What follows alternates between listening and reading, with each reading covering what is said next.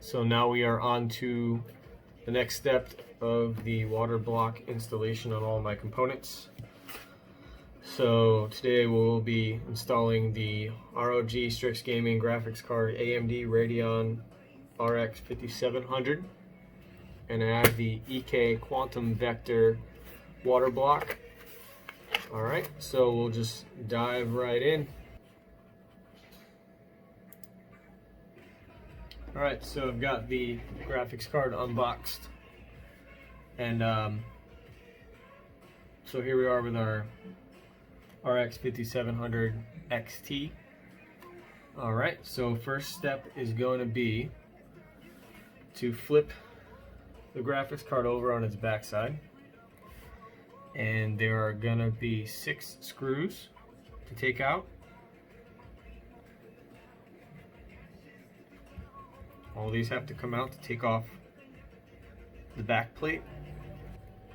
Pretty much the rest of the screws on here will remove the fan assembly.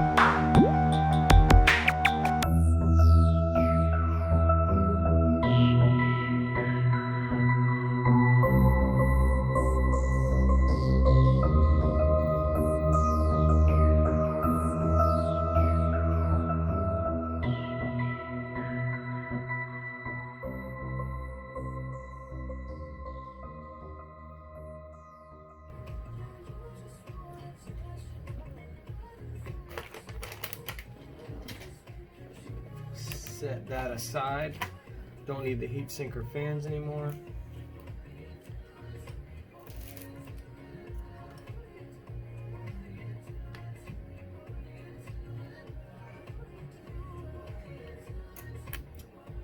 Alright, next step is to clean the old thermal paste off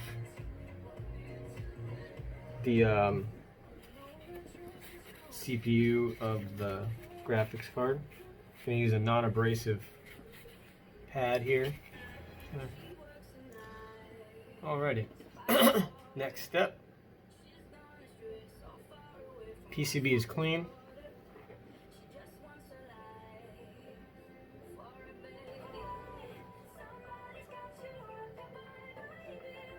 Now, if you're buying this from EKWB, the instructions are going to tell you to put the new thermal compound on now, but you still have to put all of the pads on all of the terminals. So probably not the best idea to do that at this point. Also need to remove the original framing, which will pop right off. And then all of the original thermal pads need to be removed.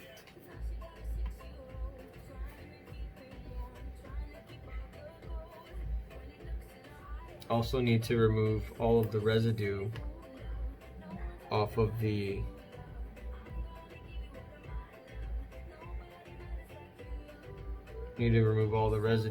all the ports as well.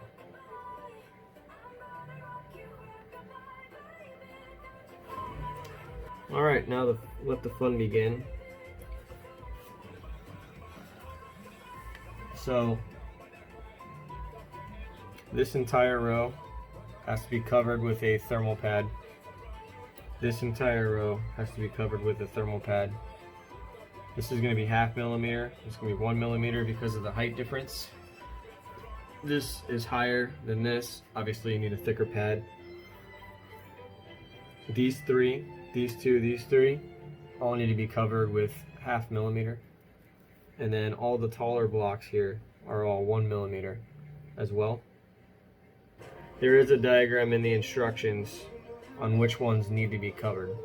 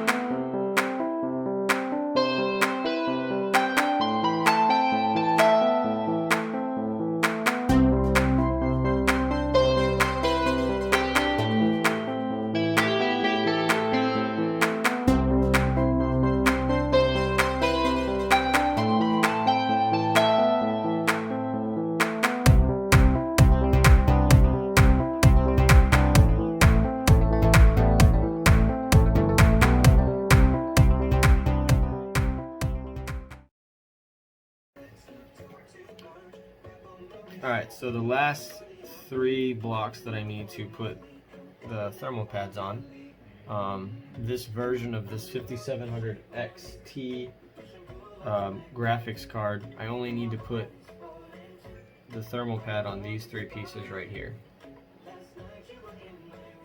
So it's just a matter of measuring the length, because actually the remnants of this piece over here should give me the right amount to put on these 3 blocks. Have to take the blue pad off. Alright, the next step is to put the thermal paste on the PCB.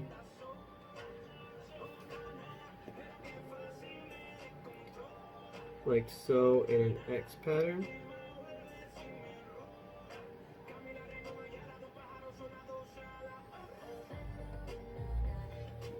This comes with the Waterblock itself. So it's EKWB Ectotherm.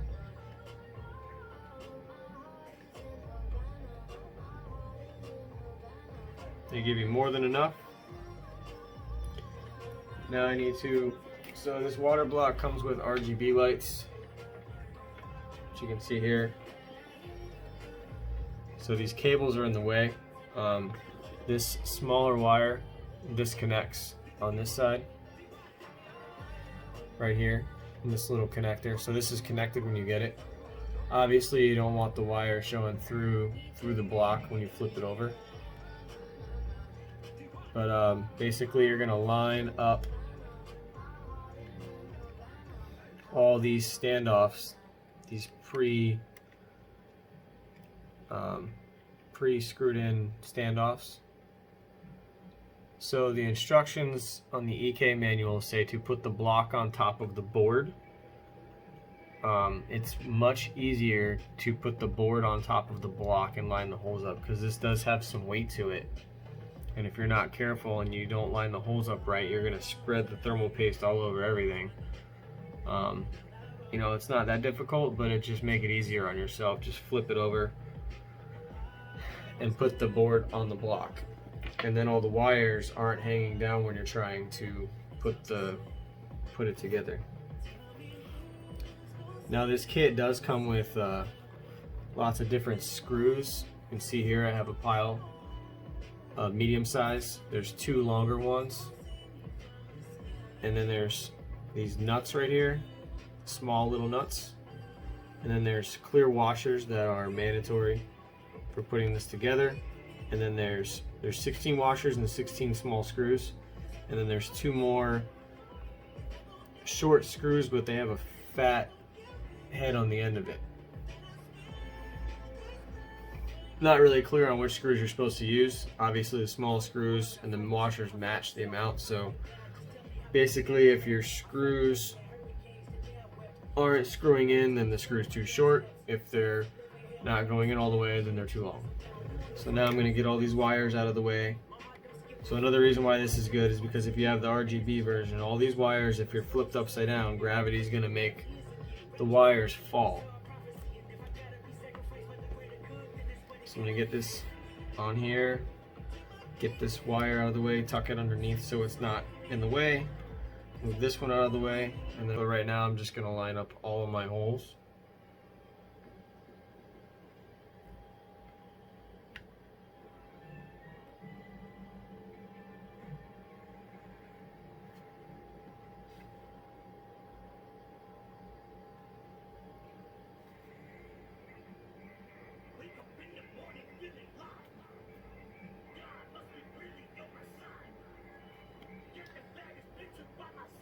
So I've got all my holes lined up.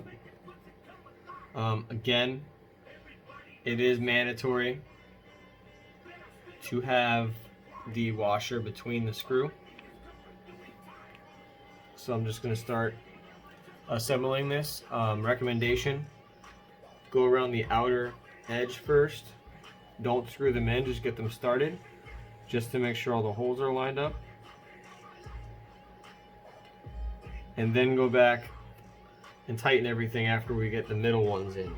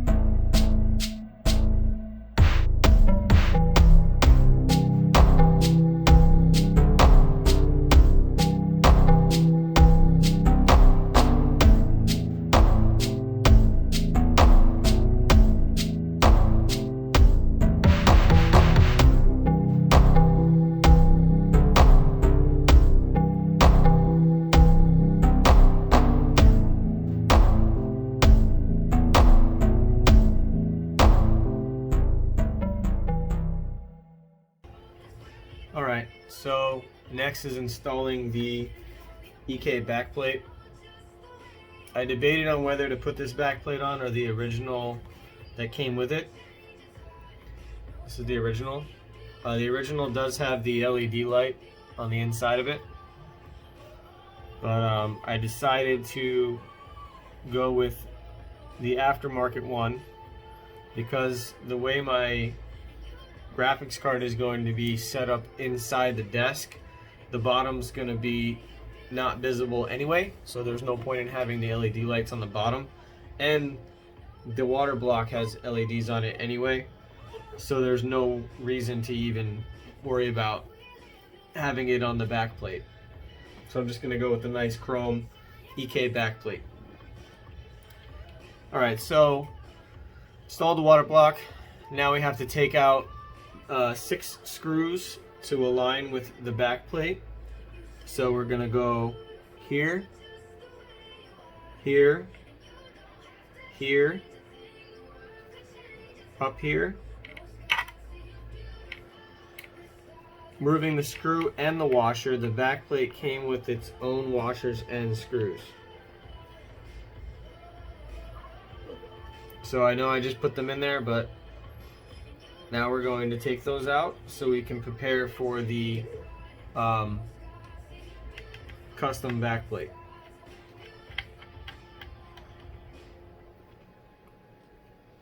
Now if I was using the stock back plate, all I would do was align the holes that I needed to take out, and they should line up. They may be in different locations, but I can still do the same thing and use the stock screws that came with the back plate because they're a little longer.